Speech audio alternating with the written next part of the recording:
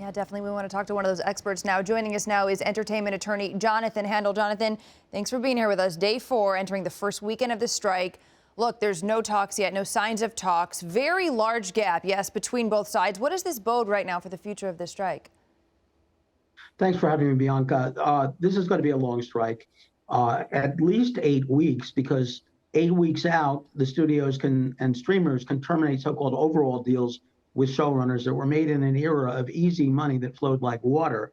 Now they need to demonstrate to Wall Street that they have a sense of fiscal discipline when it comes to content spending, and that'll enable them to terminate and/or renegotiate a significant number of deals.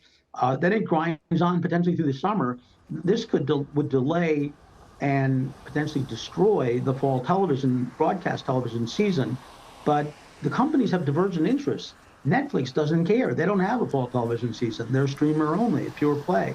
The 3 companies that do own networks care, and Sony cares because they're a supplier to those companies. But Apple, not so much. Amazon, especially, as well. So that makes it hard to make a deal because you do have divergent interests. And a very big issue is staffing levels on these series, because when you have a series with only 10 episodes, which is sort of the average with streaming, not 22 in the network standard, you don't need as many writers. And in some cases, the showrunner wants to write all the episodes him or herself or work with a very small team. The Writers Guild wants 8 writers on a 10-episode series, for example. The studios have said, no way.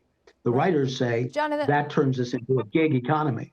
yes, definitely. Look, we learned from history, right? If we compare to the last strike 15 years ago that we know lasted for 100 days, we know what the writers are asking for then and now is different. What else would you say is the biggest difference looking back to what happened 15 years ago, that strike? 15 years ago, there were 2 drivers to end the strike, and it did end in February of 2008 after 100 days, as you said, and a $200 million a day economic impact. That's per day, $2 billion impact on the local economy.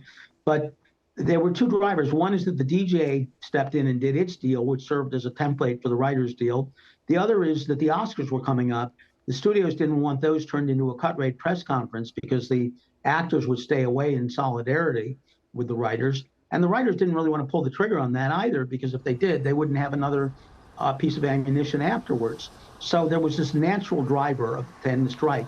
There isn't as clear a driver in this situation, in our part of the calendar now. There are no Oscars, obviously, in the middle of the summer. There's no deadline where you can say, gee, that's a hard and fast deadline. We better get this done.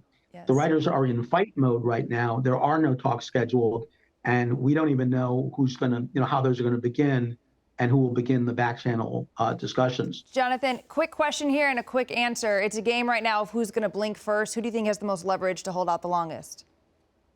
They both have the most leverage. They both are extremely leveraged, and they both feel that this is existential. So this is going to last a while.